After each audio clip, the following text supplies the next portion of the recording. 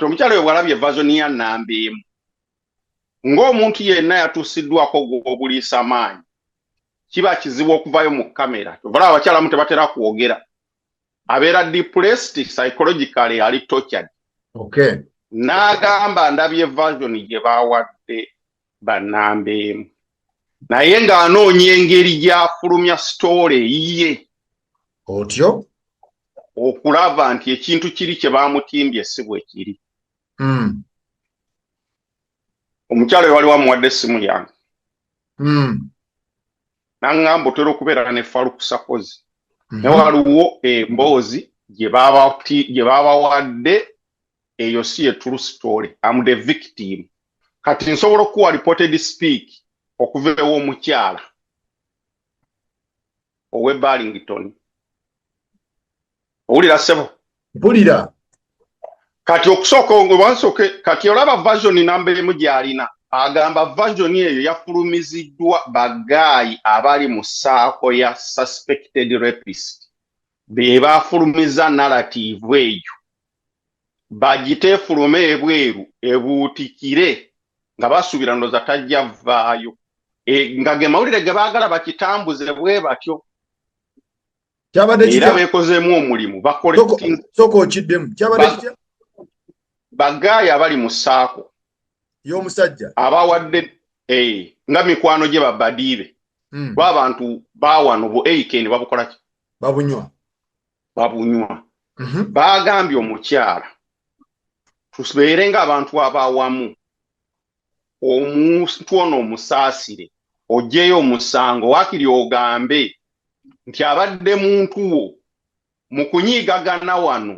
kino n'okimuteekako naye nga wakikozesezza busungu kuba gwe overall tujja kukuwa ssente yonna gy'okola ki z'oyagala n'abaga sirina ssente gye njagala n'ekyo n'agamba babadiibe olwedde balwezinze eddoole eziwera 5,000 bamuggyeyo mu bondi kati be baawadde ennamba emu version narrative gye baagala okutunda kyonali ng'omusambi w'ensimbi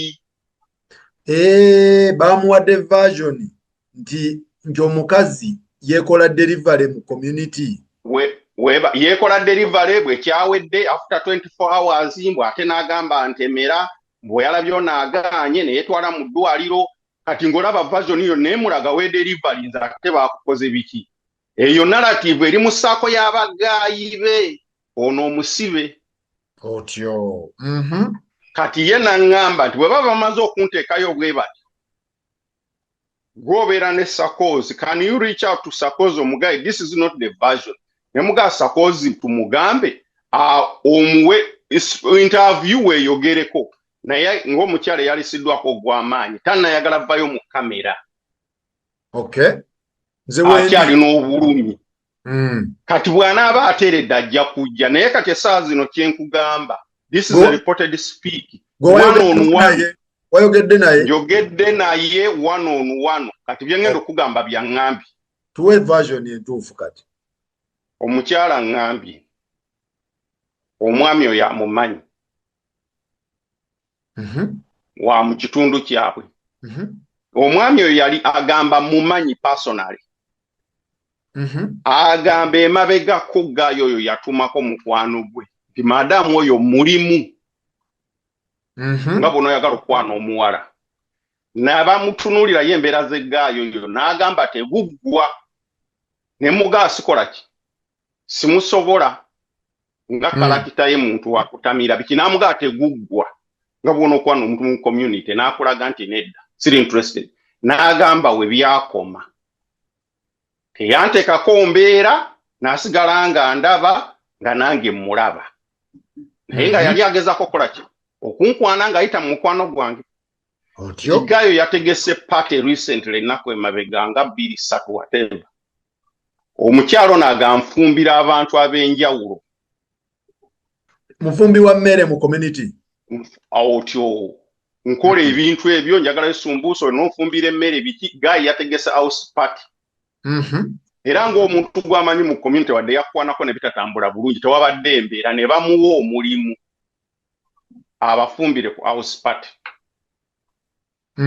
n'agukkiriza n'abafumbira ebintu n'abitwala ne benjoyinga house party naye ye nga tali part of the party naye nga alinga service provider. Yes. N'agamba omulimu n'engumala bali mu kunywa myenge gyabwe bakyakala nzijjayo ebintu byange bye najjayo ebyasoboka naye saasobola kujjayo buli kimu nenzireka nga nkoye ne neebaka era aga olunaku terwaliko mbeera yonna.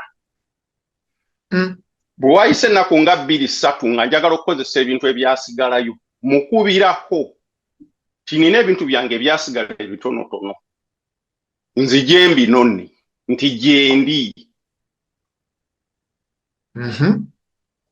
N'afuna mukwano gwe yamututte ku address. Amasepiki n'obwambe biki ebiwe bityo? Agamba ebisinga yali abijje ne wabadde obuntu obutonotono nga bugamba naleka obusala buno obuntu bwange butebo maati. Some small things batasobola kujja ku lunaku luli. Okay. N'agamba nino bijjayo ndowooza alina another function service gy'alina okukola somewhere. N'amugamba inone nti jangu gyeki gyendi. We waba version yoga nti ye delivering. Neka ne delivering. Tuwe side yo yagambe kubana nja munonya. Kati eno fashion ye yagimpadde era njogera with authority. Kuva gyali bino bibadde bigambo. Yes. Yafunye munne n'amutwala. Ewagaayo. Bakola ki? Ewagaayo. Naye yamutudde yasigadde mu parking. Wansi. Amulinze wansi nti ali kumwaliro nga gwa mukaaga jasula waggulu. Naye munne yamututte mwabaddemu n'abaana. Kati omuntu akututte okupikinga ebintu oli yabali tajja naye kujja bambuke bonna. N'amulindira wansi. Yes. N'abaana ye n'alinnya. Ekiraga nti nagenze ku address naye nga ne munnanga nindidde wansi. Kyabadde like a quick pick up staff tweyongereyo.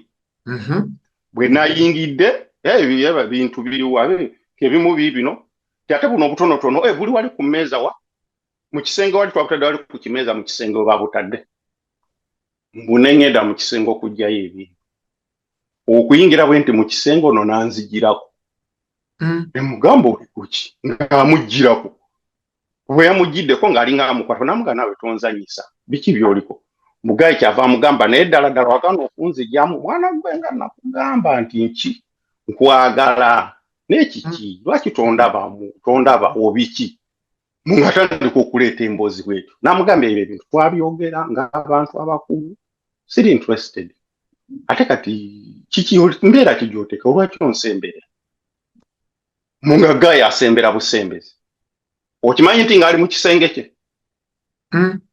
ye bw'agamba mugaye ekitanda kye yagamba kiri centered mu kisenge wakati osobola okyetooloola bw'oti.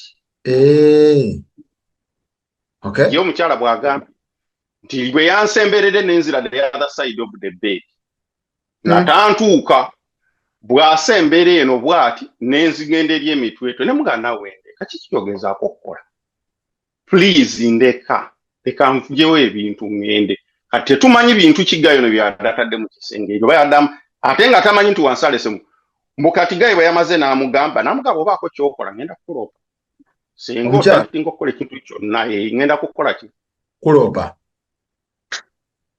mugaye n'amugamba nze obadde olowooza nsobola okukwata bintu bya kusaaga badde nkuzanyisa buzanyisa olowooza naki nsobola okukola take it easy namugaa gira ebintu byo enewo bitwale nkusaagisa busaagisa gobadde omanyi like ndi serious naki nsobola okukola bunaalaganga alirakisinze n'alowooza ndowooza bwe mugaye nti be careful bw'ogezaako ekintu kyonna nkukola ki nkulopa bwe yakomyewo bw'ati yabadde ajja ng'alinga aggulawo oluggi gaye amugamba jangu gye ebintu ofulume agamba gaye yamubase ku speedi eri gy'omanyi ng'eyengo yamukuta nawe yange amanyiri ddala amugambye mbadde nkusaagiza siyinza kukola kintu ng'ekyo ono n'amanya is being in his senses now oba abadde akyamuseemu mbuyamba se nansindika ku buliri omulundi gumu ku speedi ey'amangu ng'amaanyi g'alina ng'alyuse eriisa alinga nso agamba alina injale mu kugulu whatever kyamutuukako mbu alumizibwa okugulu omukyala alina ekintu ekyamukoona mu kugulu kumuluma.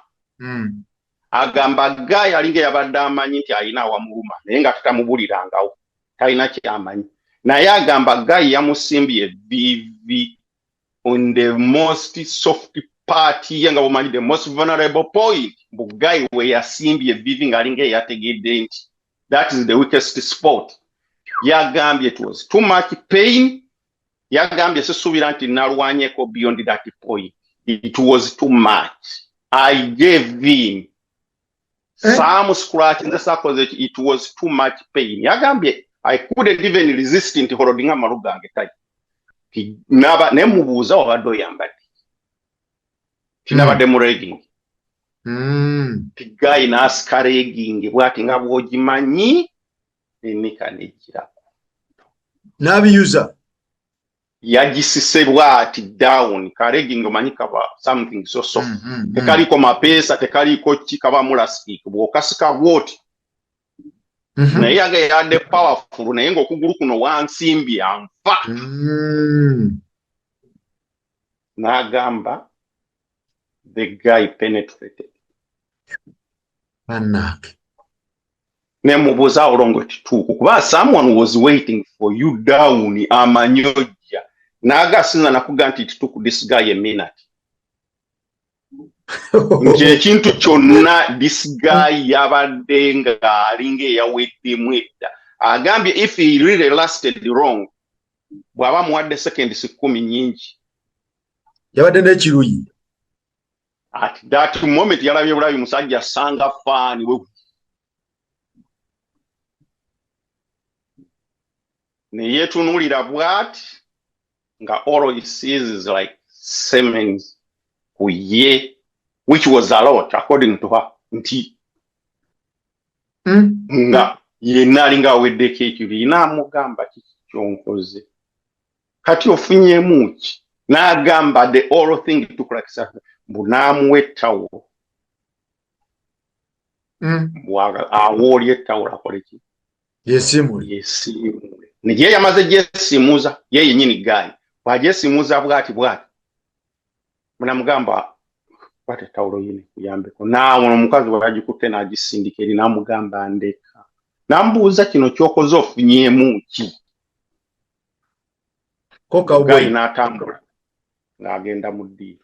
So many apartments. It's not like ova mu ddiiro there is a long way nti lukuubo biki apartment omulyango guli awo kino kisenge lino ddiiro. Evaze n'omukyala. Mbukati Guy bw'ajja ye yagamba seesimudde kintu n'eki. Kintu yabadde amanyi nti ajja kwetaaga obujulizi. Guy just pulled my knickers ne whatever kagundi legging n'embisika n'embyambala nga bwendi. So that I can contain everything ekyabadde kikoze kindimu. N'agenda mu ddiiro n'amubuuza n'amugamba ngenda Guy n'asiriikirira. Guy mbu we yagenze awo we yakufumbira wabaddewo obwambe oba yabadde agenda kusala zi apples oba biki. Mbu nga waali alaba alini rich ku bwambe buli awo. Guy kyava amugamba nti senga ondoopa ngenda kwetta nina ebizibu byange bingi. Already simanyi nina revocation ya gundi ndowooza ogimanyi. Ndi single father. My life will be done. Support oba senga ondoopa my life will be done. Naga naye nga Guy entunula gy'atunula atandise okwogera suicidal statements. Agamba yafunye that critical thinking and at this moment ono Guy ayinza okunfumita ekiso. N'agamba kati I have nothing to lose. Anfumita wano oba n'abuuka ku kizimbe kuno kwasula ne nakomitinga suicide. Yakoze suicidal statement right there. With the critical thinking omukazi ono n'amanya nti kati ndi mu danger. Akyali mu apartment munda. N'amugamba she de-escalated the situation. Mu de-escalating a situation yamugambye nti yatidde Araba gayi wali alinanya akambe bwamugamba nja kwetta bwonkola ekintu kino ngenda kwetta kyava mugamba ngenda kuwa second chance todanga mukola ekintu bwekiti ng'omuntu gwe mmanyi. That was intended kukyusa oli timing nti ono alabika ampadde chance n'amugaa todanga mukola ekintu bwekiti. I'm gonna give you a second chance. Kubanga nkumanyi naye toyinza kukola kintu bwekiti. Never tokidanga mwayi I'm giving you a second chance. By someone telling you akuwa second chance kibanga ekiraga nti akusonyiwa. Naye yabadde anoonya how to get out of danger at that moment. Era nti gayi yali lakisinzeemu I'm giving you a second chance to naye ng'anoonya how I get out of here. That was a very smart move. That was a smart move. To discourage that situation. Otherwise, danger. You discourage the situation just to get out of there. You have a very critical thinking.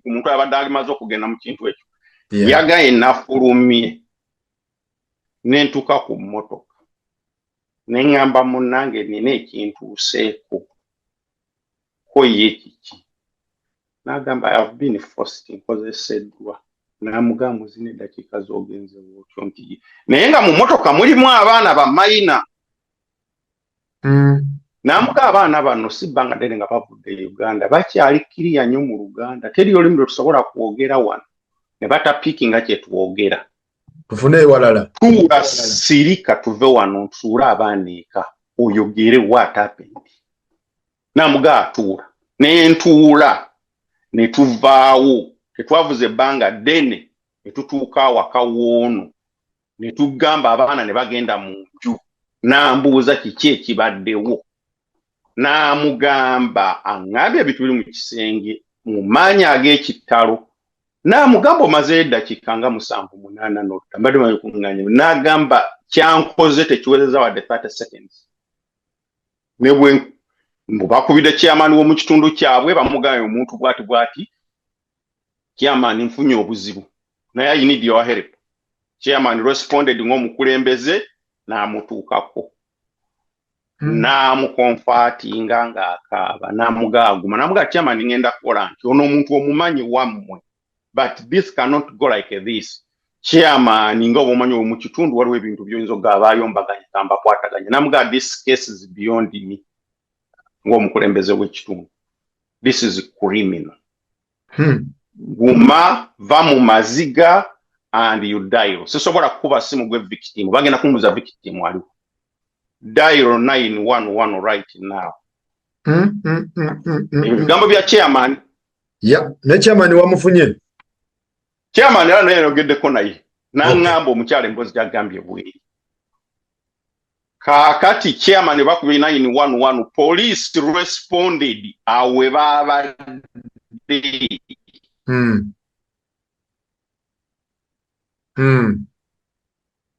Wanji?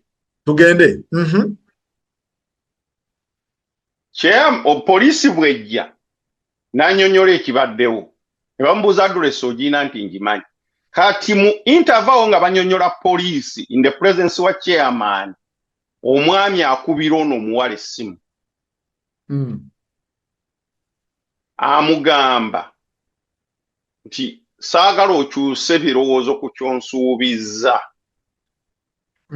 Bw'obaako kyokola kyonna n'ontoolayo nina ebizibu ŋŋenda committinga suicide. Kati essimu evuga agamba police presence nti wuuno ava okunkolako gwa bulisa maanyi wuuno ankubira. Ne bamugamba kwata essimu. N'agikwata in the presence of the police. Police ne recording a time incoming call kusaawa bweziti ne boogera nga nayo gaya pleadinga tokitwala wala twogere. Ye version y'essimu eri gye bagamba mbu yamukubidde it is the guy who called. Yo ku negotiating mbu sente. Guy yagikuba. Okay. Madamu agambye essimu yagikubidde maaso ga police ne bagamba nkubidde kusaawa bweziti line bweti. Kitegeeza bana extractinga essimu eyo ne bafuna interpreter ali Newton ebigambo gayo bye yagambye omukazi bimulaga bulazo wado negotiating kuki bas bwe yayogedde nti agenda committing suicide police ne bagamba nti omuntu onayinza committing suicide ate mulimu gwa police okuziyiza omuntu agenda committing suicide that is another responsibility ne baga tulino moving in immediately era ndowooza n'omuntu yamugambye ku ssimu nti ulubyoke ng'ayogera naye wano n'amuggyako naye mbwe essimu ate yagikubye poliisi weeri ne aba mu address poliisi ne aidinga ku address omukyalo ono si ye yetutte mu ddwaliro according to her aŋŋambye poliisi ye yamututte mu ddwaliro okupuluvinga keesi ye n'agamba yatuuseeyo poliisi ne respondinga naye yagaki yagambye poliisi nti kyendabye mu kisenge ettawulo y'amaaluuni eri mu bedroom ye yeyeesiimuuzizza n'agimpa n'essimu n'engisuulawo nze n'ennyambala poliisi mu kumwaresitinga mu nnyumba bafulumyemu n'ettawulo y'amaaluuni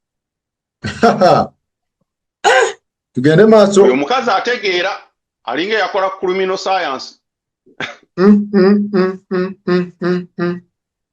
n'abatwala ttawulo y'amaaluuni kubanga ono yabadde amaze gibagamba nti yeyeesiimuuzizza babadde tebetagana twala bedi bw'agimpadde nzikikozesezza ngisuddewo era bwe baamukonkonye yabadde surprise okuba nti the arrest was so quick olwamulidde tawulo baafulumye nayo mu nju eyo bagitutte agabo yatuuse ku poliisi ku ddwaliro ne bamukebera agamba empale ye ey'omunda ng'ey'omukyala yabadde etobye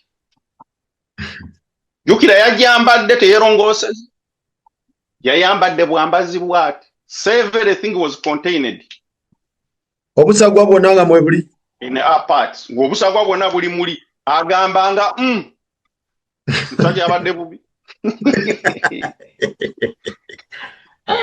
ng'enywese n'eremererwa obusagwa nga bujjudde ng'etobye obusagwa si kano kajjula what ne bakuŋŋaanya evidensi yaabwe agamba mu ddwaliro navuddeyo nga bampadde gye bayita pepa panti ebanga puulwapo ojambala naye ng'eri mu form of pepa abazimanyi bazimanyi ebeera pepa gye yayambadde kuba empale ye bamugambye tugyetaaga eri part of the exhibit agamba mu ddwaliro empale teyavuddeyo baagigasse ku ttawiro ne babisindika mu laabu on the top of kye baasobodde okufuna ye mu kumuswipinga ng'omukyala kati baba bakuswipinze ng'omukyala n'empale g'obadde ogyambadde kale oyinza okuba olina woobijje n'obyesiiga senga bimakinga ettawulo gye banonye mu nju during the arrest ono omukyala bye yeesize obwesiizi nga tabadde wuwo bimakinga bitya n'ettawulo yo gye bakukutte during the arrest ettawulo bajja gikunkumula inch by inch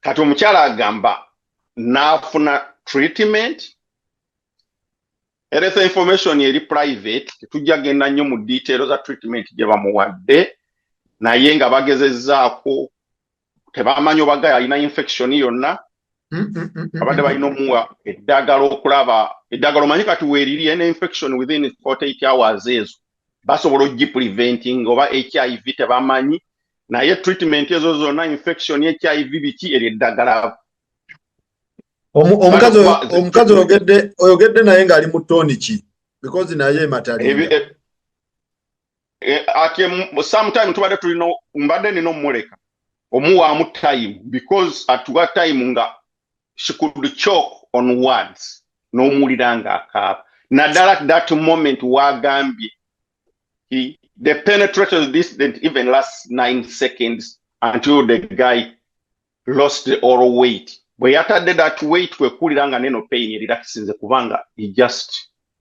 released out that energy omukyala bambi abadde akaaba community yegamba ki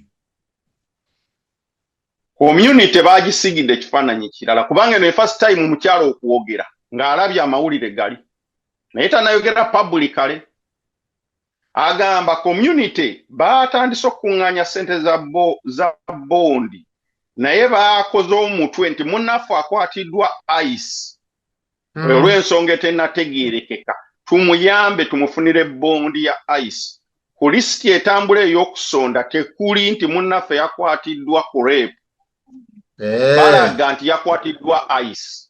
Ekifaananyi kye baadde community bwe bwangu okuŋŋaanya ssente ezo.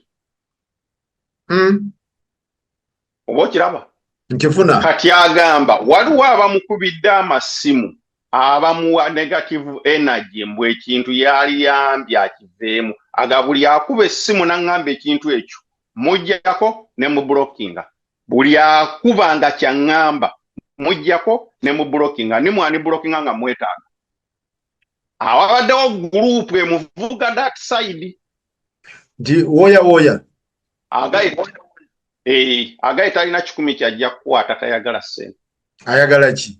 Ayagala justice. Bw'aba teyakikoze empale ye baagitutte ne tawulo baagitutte. Bannaye. Kale oba ye alina enguzi gy'agenda okuwa Abaarabu results kazifulume. Kakati awo tuyimiridde biri Boston, right? Massachusetts. Biri Boston. Ekituufu kiri nti omukyala yakozeseddwa era tukivumirira. Story gyeri completely. Eno story ebyo omukyala yabiŋŋambye. Omanyi lwaki abiŋŋambye? Aŋŋambye nkulaba ne Sarkozy namba emu yaleese amawulire noonya we who can reach out to Sarkozy awe version of the story ekifaananyi kye bansinze ninga yeetunda kimuluma. Naye agamba saako y'abagaayi be baleese eyo. All right. Atuze version eyo. Waliwo omulala twebaza chairman okuba nti yasobodde okuwumbawumba omukyalo oyo n'ayimirira ng'omusajja. Okay. Waliwo n'omulala gwekidde Doni ye mumanyi waawo Boston awo Waltham. Doni mulema. Yafumisa omukazi. Doni twalinga naye Doni mulema. Irawo kasaawa. Bagambye Doni mulema bagambye wo Waltham, whatever Waltham. That Garden area. Crest. Garden Crest wabeera naye omuwala gwe yafumise tetunnamanya nti oba Munnayuganda oba which nationality. Naye ku bifaananyi byendabyeko ebifaananyi bibiri bitambula kizibu okubiteeka online kubanga bikyamu. Bikyamu nnyo. Ebiwundu byonna ebifumitiddwa omukyala byo weebiri. Era n'obwo biteekayo buteesi ndowooza baba bagenda kufulaginga. Naye Doni akwatiddwa. Nationality omukyala gwe yafumise tetugimanyi. So tulina skande ezo mu Boston. Landlord turned the boyfriend. Tulina omwami ono gwe tutajja kwogera linnya ayakwatiddwa ogwa rape. Ne tuba ne Doni. Abaami basatu Bannayuganda bonna bali mabega wa Mitayimbwa ku misango egikwatagana n'okwabusinga abakyala mu ngeri ey'enjawulo. Eno rape, assault n'attempted murder. Olaba Bannayuganda abasajja bwe tuswadde. Bonna bali mu Celebrity City. Celebrity City. Boston. Kati abalina version y'omukya kati amawulire ge twafunye ag'omuvubuka bakwano be saako ye be bagadde namba emu. Naye teyayogedde na suspect. Version eyo y'abakwano be. Byenjogedde bya mukazi. Victim wa rape. Yabiŋŋambye. Bino bya abagambu ye deliveryinze na negotiating after 24 hours n'agenda mu ddwaliro. Gayi mu kukwata ebisubi ng'akubagana ye yakubidde mukwano gw'oli gw'amanyi yogerako ne gundi. Atandise okukwata ebisubi. Kati kiriwo kiti abalina obukakafu nti omukyalo ono yeetunda abali ku sayidi y'omusajja bajje. Faruku Woli. Simple as that. Gwejoyogedde olese version ya mukazi. Abalina version y'omusajja nga mugamba nti ABCD eyo version nga bwe gwabadde alimba bajje. Narrative gye mwaguziza namba emu yabadde intended kutuuzaako mukyalo no kibaati bamusige ekifaananyi. Ovula abagiwadde source gye bamanyi tegenda kutambula. Kati ate kiki ekitaliwo? Internet weeri bakyali b'omusajja mujje mugambo omukyala alimba. Justice ajja kuservingibwa omukyala evidence zonna mpaale y'ettawulo biri mu mikono gya police. Namwe muleete ezammwe cash transaction baamutemedde mmeka. Oba okiraba? So kankuleke kaka naye nga ye kati Masi wato bwayimiridde ndowooza tukube fireworks. Masi mukube fireworks naye tubasaasidde nnyo katusuubire mwenna temuli bwe mutyo naye nga kuswavu bwa amaanyi. Waliwo omukwano gwange yaŋŋambe yafuuse father bamuyita Roy Mubiru kati ye father. Omukyalo omulungi oyo gwe nawulira gwalina yamutaddewa. Alina omukyalo omulungi naye yaŋŋambe bw'ayagala afuuka father afuuse father. So naye ekizibu kivaawa? Weather obunyogovu bungi. Why? Obuzibu buvaawa? Kyekivaako ebintu ebyo byonna okuba nga byepanga mu kibuga kimu. Emmaasi. Okuva emaaso tuke New York waliwo buwanvu ki? Waliwo oba 2 hours. Ng'ovuga what? Atomanyi nti New York to Canada border kumpi nnyo okuyingira Toronto. Nze ngamba effect eyinza okuba eri border related. Ojja kwekanga state ezimu ezirina border crossing ebizibu ebimu bye bafuna biri related ku border ng'abantu abakyamu oluusi bava across the border.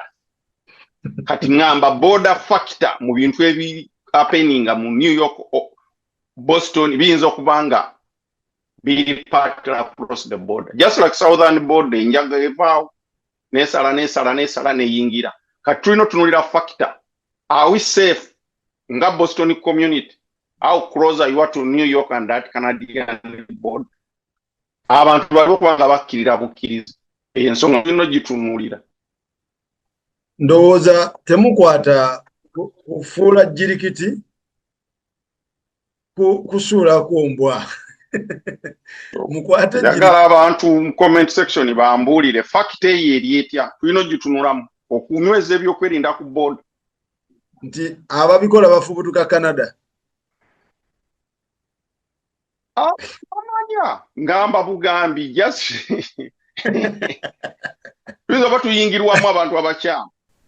Ate nabulidde nti waliwo n'omulala abadde landiroodi ate n'afuuka pulezidenti ate namaana n'afuuka landiroodi ate kati waawo oyo wa Boston state bagiyita Massachusetts Spirit of America. Zino zonna sole za Boston. Za Boston naye tezidefining nga Boston temuba kuba nnyo. Sole eno yo ya landlord. Landlord alina ruumu gye bagiyita rooming. Alina ruumu gy'apangisa mu nju. Omukyala ajja single mom njagala ruumu nti weeri agimuwa. Bw'agimuwa babaddemu akeera akitunuulira bw'ati kigenda mulondolo okugirayo engoye zaakyo kiri mu kanayiti. N'aluma omumwa bw'ati n'agamba waacha wewe. N'agamba edda. N'agamba wano wanyogoze Boston n'agamba waacha wewe. Munaaye ng'agamba nti guno omwezi ne bw'otokola ki? Ne bw'otasasula? I'm okay, you know. Nyumba weeri biki. Akomawo agenda mu kisenge kyancho za Besten eky'omupangisa amubuuzaako. Oluusi nga yerabira Zuuku kabukyali waki wamupangisa nga bateesanga abantu abakulu nga bamuggyemu alabye Desemba gwako winter ekendedde obunyogovu kati yadde tugenda mu January. Agamba nti eno yessaawa ndowooza nzireyo mu ngatto zange za landiroodi. Olwali tuyingira sama afuuka landiroodi. Yafuuka boyfriend November December. Mu winter. Kati alaba tuyingira January tugenda tusindika twambuka. Tuyingira 4. Akuba enkyungwa. Akomawo mu ntebe ye. Eya landiroodi? Kati bw'atuula mu ntebe ye ya landiroodi awulira n'amaanyi nsobola okuleetayo akantu nze ndi landlord oli ali bibye mupangisa ayingiza kannamawejje aleeta namawejje okuva ekyaddondo si kyaddondo teyayimportinga within Boston community nga namawejje nga ayingiza kantu otyo olwagezaako okudda mu ntebe ze mu kifo kye ekya landlord otyo namawejje ng'era bw'omanyi abaana b'emmaasi eyo nayo future beauty bagirina omanye ekyo nakyo kidefininga beauty y'omuntu benkujogeddeko ng'oyinza olowooza internship yagikolera wa Sseŋŋanda Ntume ng'akuba omuziki nga guggwera mwali mu basement butereevu nga CD akyusiza muli nga disiki enyooka amuwadde amasaza New England Pacific Northwest ene ya Mwami Mayanja yayidaho ng'agagamala ng'atandika muwage Uganda tokolinde so tugende mpola yamuwera no ewa w'ekitiibwa nawo yagabawo yasoka namuwawo New England simanyi Midwest ne Pacific Northwest ngikuwadde ng'oli agamba ngadda kugenda buweekula Buddu Kyaggwe Koome Kalangala ebizinga byonna bimuwadde oli nti naye ate bano banjoozi oli awulira ng'obudde bwamukyako ng'alinga gwe bafumisize lino eriggwa lya bwakedde empulira bwakyatunula bw'ati nagayi bukedde landlord olwazze mu ngatto ze yakyuka mbu rent is overdue sente olwawo sente zaagala Tokoli yali azzeemu endowooza nti kennamugyamu ndowooza November saagira ebintu kati n'agamba kati yaleese ye yerabanga landlord yaleese kumbe gwaliko bali bakola swap kumbe gwaliko ene suuti gy'oyambadde ya landlord tagiraba akyakulaba luli nga toliimu ngoye kyekifaananyi kyakulinamu otyo omuleetako bwa landlord bayombamu kimu bibiri landlord aga oluyi teruli ntebe teruli mpigi alumukubi onkubira awo yasalira layini oli ayise poliisi agigamba kimu landlord yankubye akubidde ki mbu rent is overdue bamanya nti ekintu kiri mu feeling oleesa abantu babiri mu nju ye yagala landlord akoze ki ankubye landlord bamukutte bamuvunaana kuba mpangisa bannaye kati landlord agasaakuba weyombawo bwe tuti nanjira nze ne musindika sikubye naye n'okusindika okukwata ku muntu era nako waliwo omusango awo oba bagiyita batale okukwata ku muntu awo that could be another criminal case wadde teringa en assault and all that physical assault nga landlord bamutwala olaba omupangisa bwasigadde eka nga omupangisa asigale wa landlord oyo abadde naye alina ebizibu era bitambuliramu ebyensonga yakaki ka Aikeni Boston kale kakatambula bakanywa ng'alina DUI mu C2 naye ng'aliko ezo agenze olwo bamuyisaamu previous arrests and criminal charges ezinkadde ng'already aliko DUI 3 times otyo kintu ekyo tekiba kya buvunaanyizibwa kati ICE taking interest mu kintu kubanga is a migrant with a work authorization with a pending asylum file DUI enkadde 3 ate katotandise n'okukuba abapangisa kale ye yamuyambye buyambi kumugamba ndwakubanga badde yaleseka namawejje senga yabadde gwasuze naye nga teyaleseka namawejje olowooza teyaligambye nti yavudde ne mu kisenge kye nanumba eno n'akomba sukaali bannaye so ebintu ebyo katubitwale nti isolated cases tezidefine nga Boston naye tulina okumanya busungu senga bayombye buyombi bali badde we bali ndoza tukube fireworks so Boston omwaka guno zo fireworks tepinza kuzireka mu store zijja kuononeka ziyinza okuexplodinga zo zikubwe tumanye ekyo kiwedde tukube fire Boston tukube fireworks okay nayenga bwekitobe kiyimiridde nayenga tekitegeeza nti Boston community bwetyo bweri just si bwetyo bweri those isolated cases zibaamu lwakuba celebrity city akagikonako kabuna kati era ndani yonna gyegali uye Uganda mugalina kegamba bwe bati basebulamu bw'ekicelebrity bwe butyo bwe buba obanga mbwanjeru kyekifulu okubeera nga buli akavuga Boston katuuka kyeki ewalala community y'amaanyi balina ennumbers nyingi badigize ate obudde bunyogoga kati winte abakuba landlord n'agamba waacha wewe nga gundi asala mu lukubo yeyita omupangisa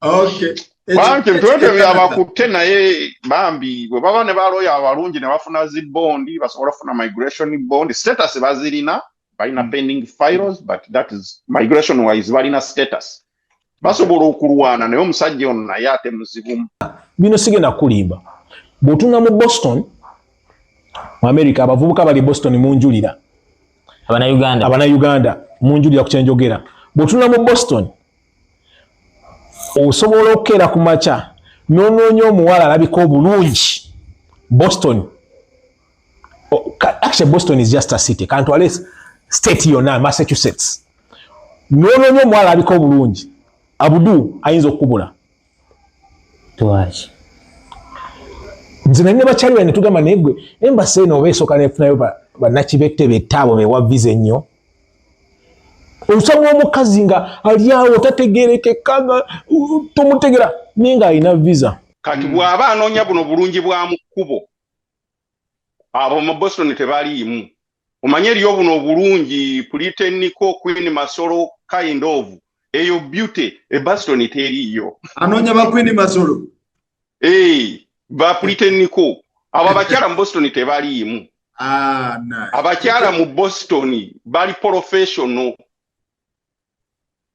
kati basoma ebitabo webiri ajja kujja wali mu open basket afunewo grocery we agende eka akimanyi nti homemade food erina less fat compare ku zino jojo potatoes ne chicken wings za Safeway kati bwaba yafumba emmere ye muyivu alina nutrition classes ze yakola amanye ekyokola togenda musange kati waliwo class bali wano a operating gira wano obokiraba kati aba bakyala bali professional balina embeera togenda basanga mu zino njala nteekeko bali mu bintu bya infection control professional babeera mu gloves mu health care kati esaawa yonna ojja musanga akutte ponytail togenda musanga nakano kaviri kaleebeeta bana banyenye emitwe kati ono ye focus gyali so bw'oba onoono abo abakyala abalungi olina okuba nga paying attention to details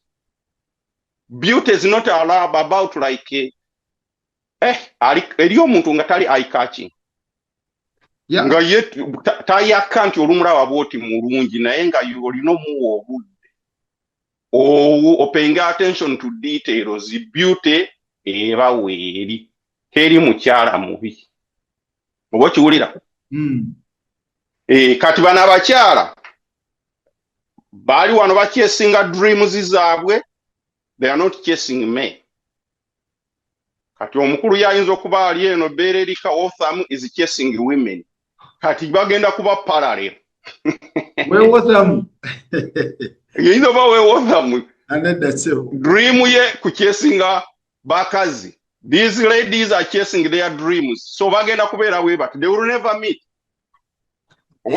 yagenda kunoonya bakazi maybe your dream you are chasing abakazi and for them they are chasing their dreams kati bagenda kuba parallel forever tali balaba okay so olina okutunuulira omukyala eri omukyala nga tali eye catching naye omuwadde obudde oyogeddeko naye ojja musanga omubuuzeeko oyogereko naye ng'eddoboozi lye just opening a mouth in 3 to 4 words wagendayo wabalaba nze nabalaba nga buli wootunula mashallah ng'abaana weebali ne Sharifa yamuzingiddemu kati Sharifa Caritas kali awo ne Caritas ali eyo naye bamutwaliddemu ebyo Sharifa ali awo waliwo Ogi wange Dorothy Kiberu waliwo Fiona Nancy kati yayitawa alaka siwe WhatsApp sebo Caritas bonna bali WhatsApp alaka oba we Barrington side ni Bedford Barrington ngogende Bedford side elisiyeyo simaye Bedford kirijidya oba we Drakat oba rowe no side kati sitegerera ddala edwakate wali abachali bange bayiridi bali beautiful nnyo saako kizaalimu saako mwatambulira zimatalinga ali ku bulungi bwa mukubo tapenga attention to detail oba kiraba okay yeah kati ekirala omukyala yenna omusajja ocontributinga ku transformation y'omukyala funa omukyala ng'ali average then you transfer omukazi mu kyomwagala owaye waliwo ngambye oba waliwo yamuteeka ku child support alina bubeezi bujja oba baagana mujjamu kubanga obusungu bulabika buviira ddala ku ggumba mbwalanga ali ku child support kati akuba buli kira yote buli mukazi akusala gundi ani ono kifansalira yabagamba dda kifansalira si we bagamba get an average lady okatugeze omusanze ku bus stop anyiza eminyira gya winter omuwa gumukazi alinganywe mumbwa just know the situation nti ono mukyala bwe muteekamu akamotoka ko gumu ekitundu nsobola okukasasula ebisatu buli mwezi anaagenda oteekako ka lip balm ng'avudde mu winter emukazi emimwa. The next time you kiss her, it is going to feel like a chocolate. You transform her. Muchichi kyoyagala. Oba kitegera? Naye bino kati abakyala tebali eno mu byanfungulirako katono. Muviza tebaziwa wakala ono mvubuka. Abakyala weebali. Naye kati obuzibu abakyala beetaaga love. Care.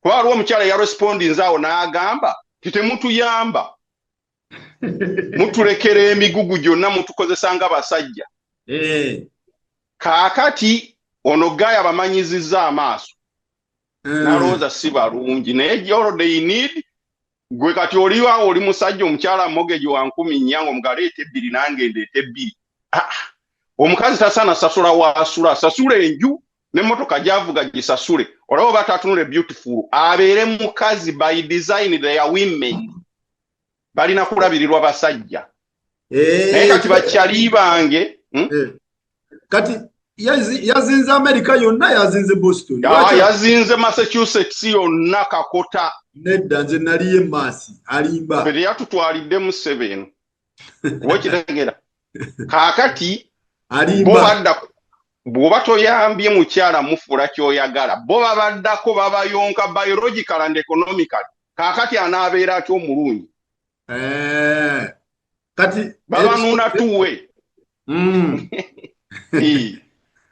kati obuwa bubaka ki obaka bwe muwa atandika okupayinga attention ku details abakyala balungi weebali eyo Boston eringa beach tebaleetako musenyu Boston beach toleetawo musenyu ogera beach nti tugende n'omusenyu gwaffe Boston kigwa buli kimu paying attention to details abakyala weebali they are hard working they are professional karato obuzibu abakyala bayitirivu Roy mukwano omulungi awo yogera nange ninaggayo wangawo Migadde Richard Obi mukyala we Fiona Smile what Black Beauty Kazigo nina ne mutawani wangawo Judy Kasabo bali balabye ku mukyala we agamba ki Judy Judy Judy yakolamu abo balina abakazi Nono musajja. Anti yera ne community gyali mu ndala. Olaba nono mwana nono Nantumbo ono yali abeera ku BBS naye waawo Boston mwala mulungi tomumanyi. Kati nozola bujulizo tandisokuwa. Nantumbwe. Kati aba abakyala abalungi bonna betwogeddeko balina we bali. Bo balina ezzalawo balina abantu be batagendamu. Tebeemanyiza mbwa nganda kubasiiga nkwa.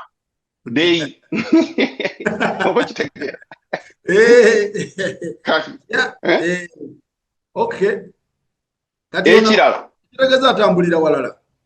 Ekirala. Bagayi bange abo fayiro zaabwe zisinga zitambulira ku ki? Okumaintaininga fayiro ne zibasika. Kati bagenda otunulira n'abakazi nga babalaba dairu kwandisa. Kubanga mu ngeri y'okutambuza fayiro babeera diverted.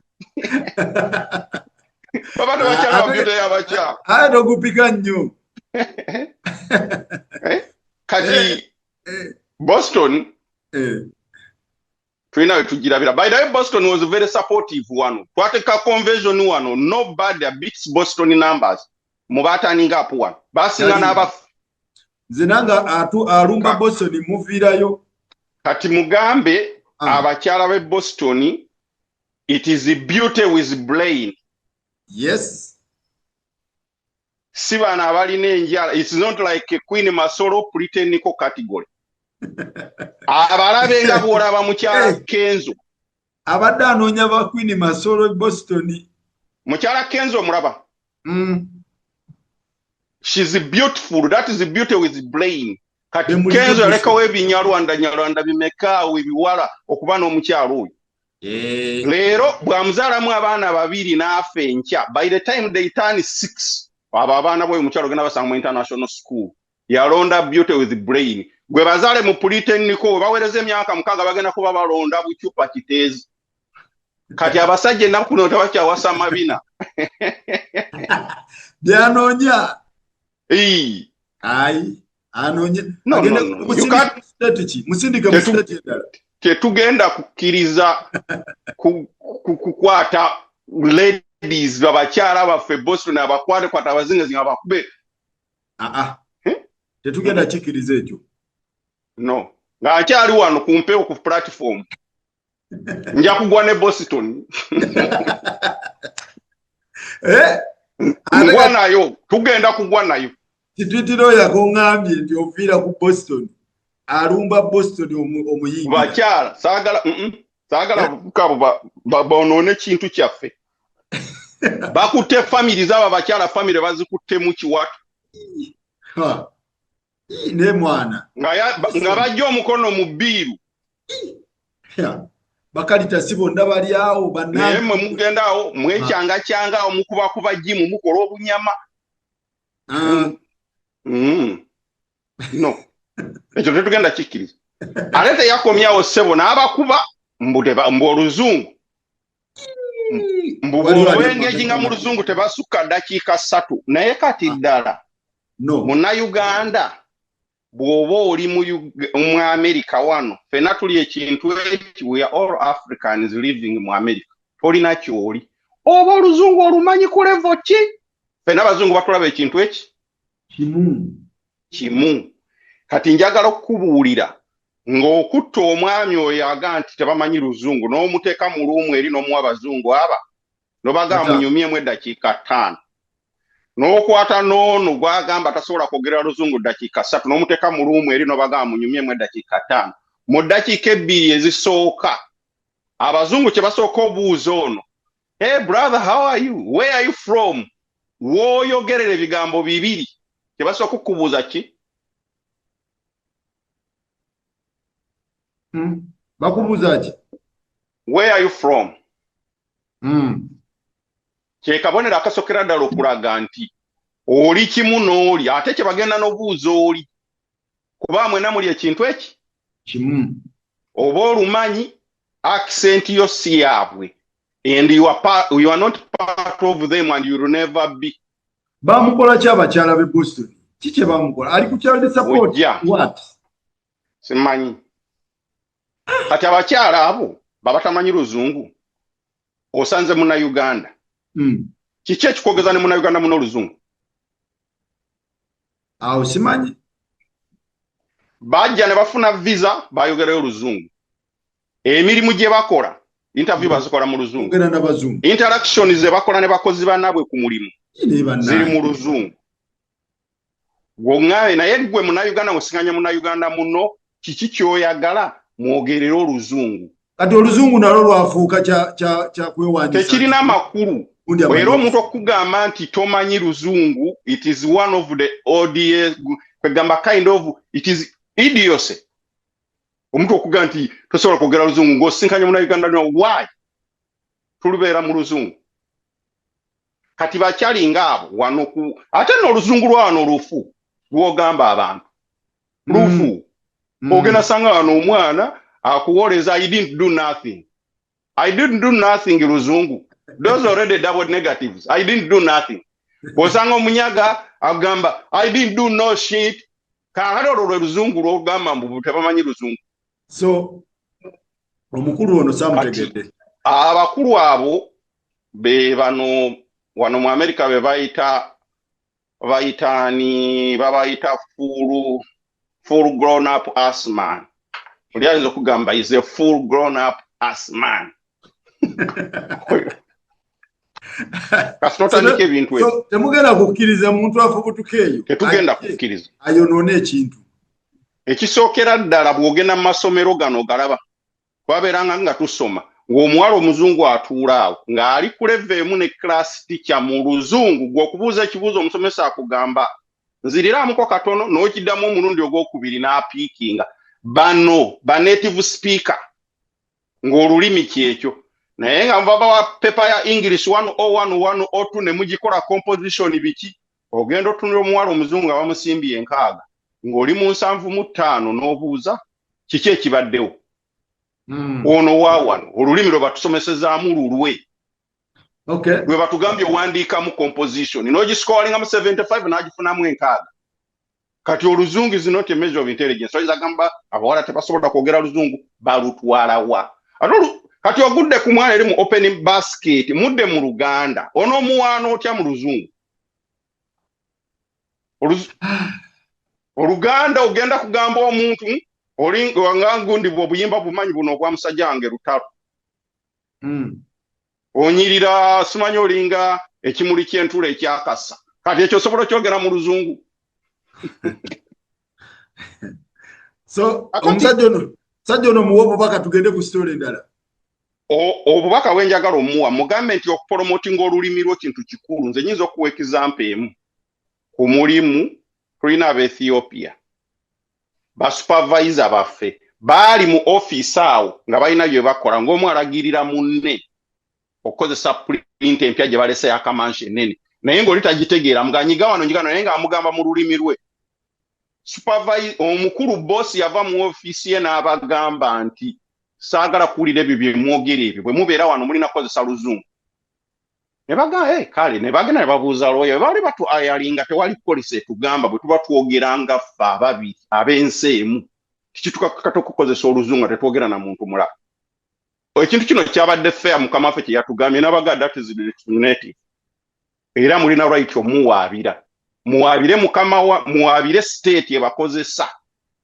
Bawaabira bakama baffe aba Washington State King County. Babawadde buli omu emiswala 3 mwezi. Emitwala 35 gya dola gimanyi. Bwe bumbinga bubiri obwe Uganda. Buli omu. Kubanga yaba discriminatinga okuba boggolera nga boogera olulimi lwabwe. Kakati senga tebayogera olulimi lwabwe ezo sente baali bazijjawo. Simanyi. Kyakiri Canada nawulidde Alberta ne gundi Manitoba. Alberta ne Manitoba baagala kujja beegatte ku America. Bakoyo okubonaabona. Kasita twajjayo omukulu eyali akulirako Ugandan community omukulu Ntege. Najja eno. Bwe yaddayo yabagamba mwalwawo.